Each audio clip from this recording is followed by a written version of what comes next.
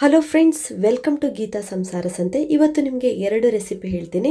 ಒಂದು weight loss ಡ್ರಿಂಕನ್ನು ಹೇಳ್ತೀನಿ, ಜೊತೆಗೆ ರೆಸ್ಟೋರೆಂಟ್ ಸ್ಟೈಲ್ ಪನ್ನೀರ್ ಬಿರಿಯಾನಿ. ಅದಕ್ಕಿಂತ ತುಂಬ ಚೆನ್ನಾಗಿ ಸೂಪರ್ ಆಗಿ ಮನೇಲಿ ಹೇಗೆ ಮಾಡೋದು ಅಂತ ನೋಡೋಣ.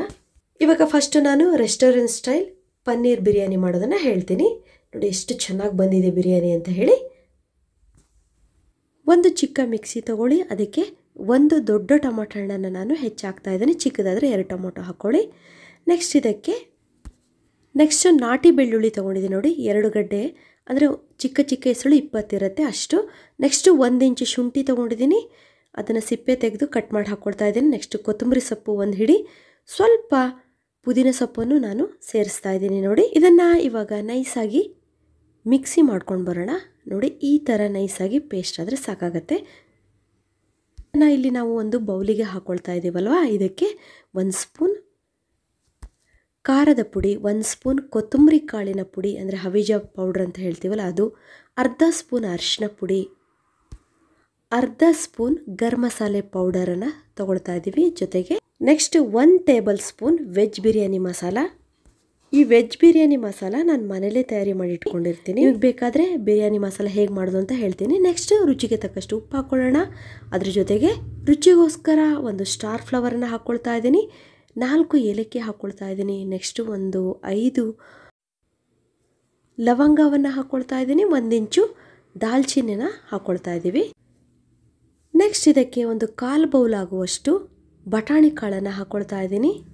1 ಕ್ಯಾಪ್ಸಿಕಮನ್ನು ನೋಡಿ ಚಿಕ್ಕದಾಗಿ ಹೆಚ್ಕೊಂಡಿದ್ದೀವಿ. ದಪ್ಪ ಮೆಣಸಿನ್ಕಾಯಿ ಅಂತೀವಲ್ಲ, ದೊಡ್ಡ ಮೆಣಸಿನ್ಕಾಯಿ, ಅದನ್ನು ಚಿಕ್ಕದಾಗಿ ಹೆಚ್ಕೊಂಡು ಹಾಕ್ಕೋಬೇಕು. ಇದಕ್ಕೆ ನೀವು ಇನ್ನೂ ಎಕ್ಸ್ಟ್ರಾ ನಿಮ್ಗೆ ಇಷ್ಟವಾದಂಥ ವೆಜಿಟೇಬಲ್ಸನ್ನು ಆ್ಯಡ್ ಮಾಡ್ಬೋದು. ನೆಕ್ಸ್ಟ್ ಇದಕ್ಕೆ 1 ಬೌಲ್ ಆಗೋಷ್ಟು ಮೊಸರನ್ನು ಸೇರಿಸ್ಕೊಳ್ಳೋಣ. ಮೊಸರು ಹುಳಿಯಾಗಿರಬಾರ್ದು, ತುಂಬಾ ಫ್ರೆಶ್ ಆಗಿರಬೇಕು. ಹುಳಿ ಆದರೆ ಅಷ್ಟು ಚೆನ್ನಾಗಿರೋದಿಲ್ಲ. ಇವಾಗ ನೀಟಾಗಿ ಮಿಕ್ಸ್ ಮಾಡೋಣ. ನೋಡಿ ಈ ಮಸಾಲೆ ಎಲ್ಲ ಚೆನ್ನಾಗಿ ಸೇರಬೇಕು.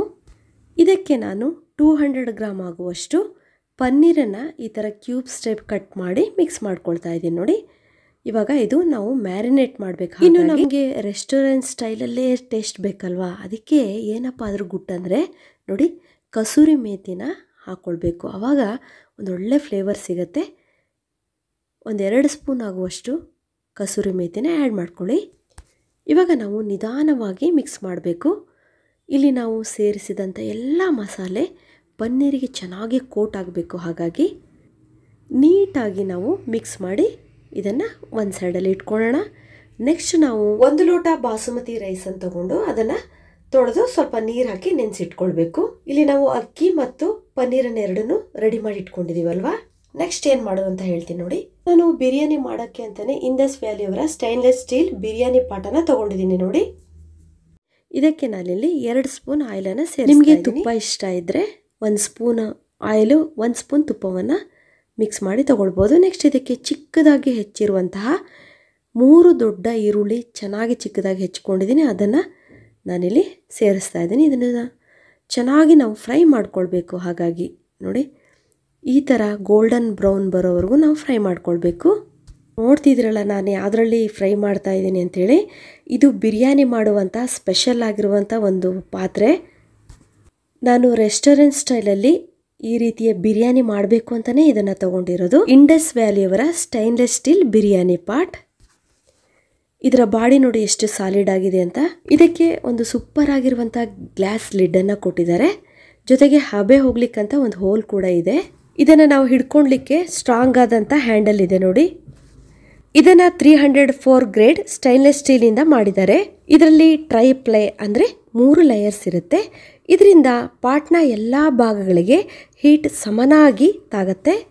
ಹಾಗಾಗಿ ಬೇಗ ಹೀಟ್ ಆಗತ್ತೆ ಹಾಗೂ ಅಡುಗೆ ಬೇಗ ಕುಕ್ ಆಗತ್ತೆ.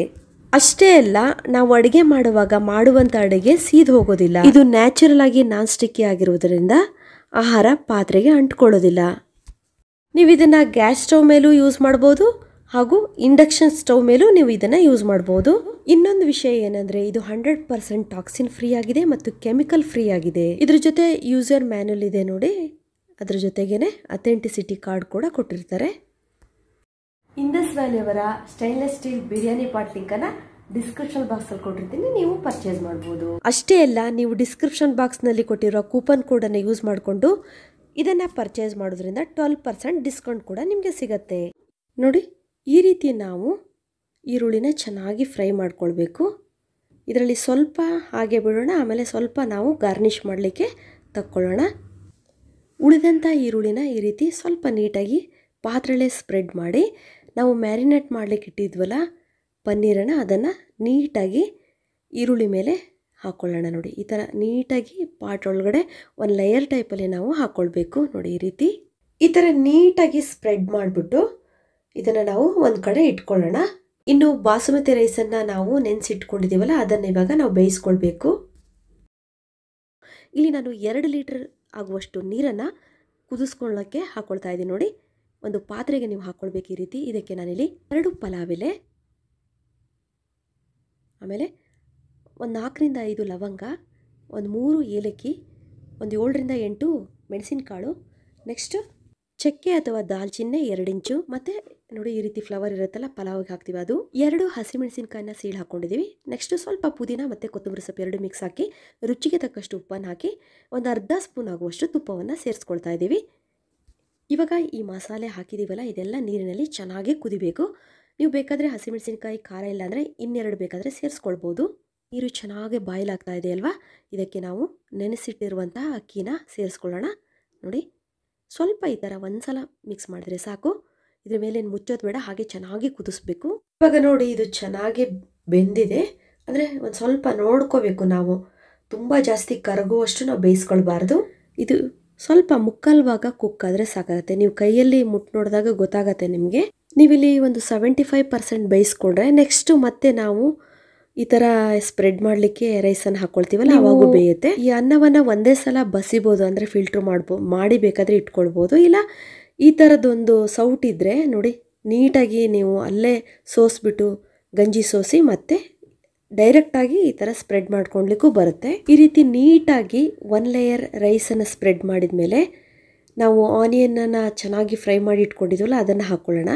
ಅದಾದಮೇಲೆ ಸ್ವಲ್ಪ ಕೊತ್ತಂಬರಿ ಮತ್ತು ಪುದೀನ ಸೊಪ್ಪನ್ನು ಹಾಕ್ಕೊಂಡು, ಇದರಲ್ಲಿ ನಾವು ಅಡುಗೆ ಮಾಡೋದರಿಂದ ಆಹಾರದ ಜೊತೆಗೆ ಕಬ್ಬಿಣಾಂಶ ಕೂಡ ನಮ್ಮ ದೇಹಕ್ಕೆ ಸೇರುತ್ತೆ.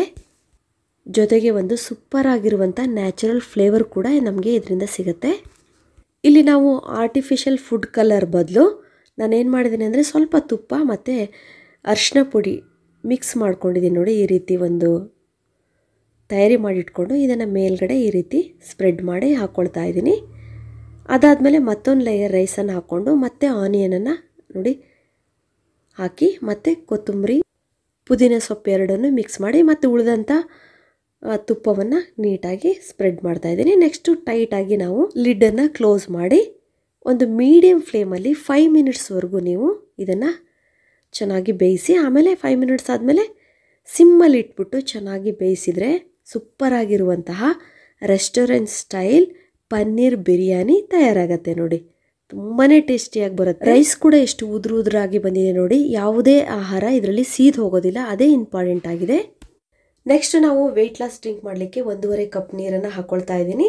ಇದಕ್ಕೆ 1 ಸ್ಪೂನ್ ಮೆಂತೆಯನ್ನು ಹಾಕ್ಬಿಟ್ಟು ಒಂದು 2 ನಿಮಿಷ ಚೆನ್ನಾಗಿ ಕುದಿಸಿ. ಮೆಂತೆಯಿಂದ ಹೇಗೆ ನಮ್ಮ ವೆಯ್ಟನ್ನು ಲಾಸ್ ಮಾಡ್ಕೊಳ್ಬೋದು ಅಂದರೆ, ಮೆಂತೆ ತಿನ್ನುವುದರಿಂದ ನಮಗೆ ಹೊಟ್ಟೆ ಹಸು ಕಡಿಮೆ ಆಗುತ್ತೆ, ಜೊತೆಗೆ ನಾವು ತಿಂದಂಥ ಆಹಾರ ತುಂಬ ಚೆನ್ನಾಗಿ ಡೈಜೆಸ್ಟ್ ಆಗುತ್ತೆ, ಅದು ಕೊಬ್ಬಾಗಿ ಬಜ್ಜಾಗಿ ನಮ್ಮ ದೇಹದಲ್ಲಿ ಉಳ್ಕೊಳ್ಳೋಲ್ಲ. ಒಂದು 2 ನಿಮಿಷ ಆದಮೇಲೆ ಮೆಂತೆಯನ್ನು ಫಿಲ್ಟ್ರ್ ಮಾಡ್ಕೊಳ್ಳಿ. ನೋಡಿ, ಇದನ್ನು ಬೆಳಗ್ಗೆ ಎದ್ದ ತಕ್ಷಣ ನೀವು ಖಾಲಿ ಹೊಟ್ಟೆಯಲ್ಲಿ ಈ ಮೆಂತೆಯ ನೀರನ್ನು ಕುಡಿಯೋದ್ರಿಂದ ಆರಾಮಾಗಿ ನಾವು ತೂಕವನ್ನು ಕಡಿಮೆ ಮಾಡ್ಕೊಳ್ಬೋದು. ಇದುವರೆಗೂ ನನ್ನ ವಿಡಿಯೋ ನೋಡೋದಕ್ಕೆ ನಿಮಗೆಲ್ಲರಿಗೂ ಧನ್ಯವಾದಗಳು. ನಾನಿಲ್ಲಿ ಹೊಸ ರೀತಿಯ ಒಂದು ಅಡುಗೆ ಮತ್ತು ವೆಯ್ಟ್ ಲಾಸ್ ಡ್ರಿಂಕನ್ನು ಹೇಳಿದ್ದೀನಿ. ಇದು ನಿಮಗೆ ಇಷ್ಟ ಆಗುತ್ತೆ ಅಂತ ಅಂದ್ಕೊಂಡಿರ್ತೀನಿ. ಮತ್ತೆ ಭೇಟಿ ಆಗೋಣ ಹೊಸದೊಂದು ವಿಡಿಯೋದೊಂದಿಗೆ. Till then be happy, take care, bye.